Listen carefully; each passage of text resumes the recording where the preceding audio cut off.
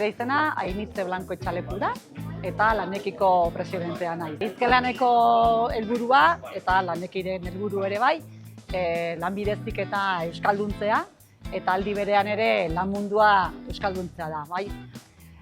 Aurten euskaraz badugu lelopean, antolatu dugu hizkelan jardunaldi hau, eta hori da adierazten nahi dugun mezua, euskaraz badugu, eta animatzen ditugu bai ikastetxeak, erakundeak, elkarteak, enpresak, euskara erabiltzea, euskaraz bizitzea, eta denon artean euskara indartzea. Eta ziur nago, lortuko dugula. Oso txikiak emanez, gauza handiak lortzen dira, beraz, euskaraz badugu, eta segi horrela.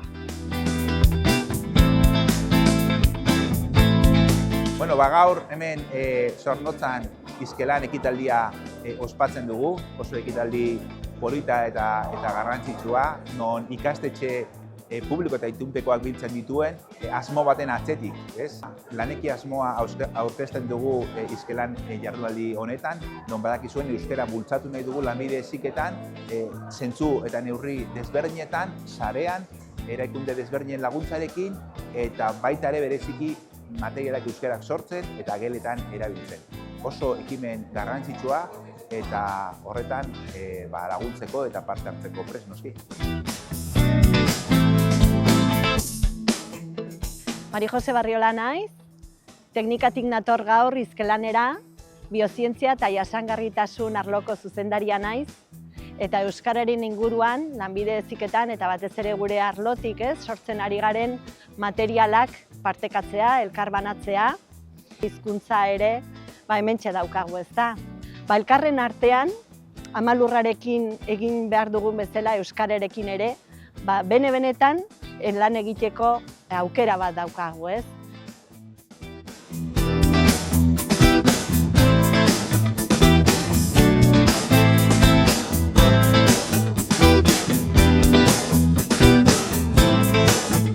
Elena Caballero naz, baina raparen munduan Labazu izenez ezagutzen didate.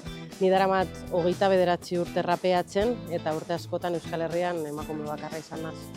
Adin batekin esan nuen, orain munduari demostratu behar diot, rapa euskaraz egin behar dela eta aldela, eta jarraitzen dugu hor, orain birak internazionalak egiten ditugu euskaraz rapeatzen eta tailerrak ematen bai, eta niretzako garrantzitsua da, gu ez badugu erabiltzen hizkuntza galdu egingo da.